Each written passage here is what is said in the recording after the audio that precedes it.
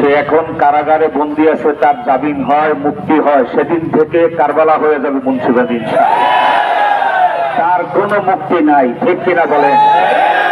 হিন্দু ভাইরা আমাদের কলিজার ভাই, তাদের সাথে আমাদের সুন্দর সহাবস্থান, তাদের সাথে আমাদের কোনো বিরোধ নাই। ইযা তারাকতুমুল জিহাদ লাসাল্লাতু আলাইকুমুজ জিল্লাহ।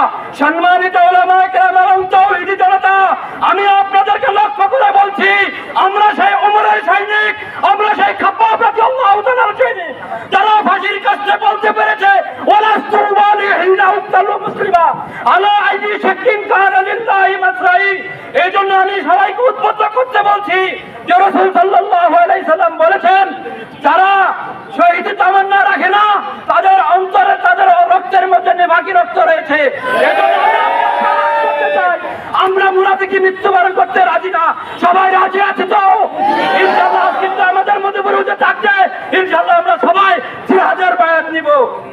বিক্রমপুরের মাটিতে নবীর বিরুদ্ধে কথা বলেছে, অতএব কারণে আমরা আমাদের বিক্রমপুরের পুরো বাংলাদেশের গর্ব সিংহপুর মধুপুরের হযরতের নেতৃত্বে আজকে আমরা এখানে দাবি জানাই যে এই বিশ্বটি সহ যারা নবীর বিরুদ্ধে কথা বলবে তাদেরকে সর্বোচ্চ শাস্তি দিতে হবে এবং এর বিরুদ্ধে সংসদে আইন করতে হবে।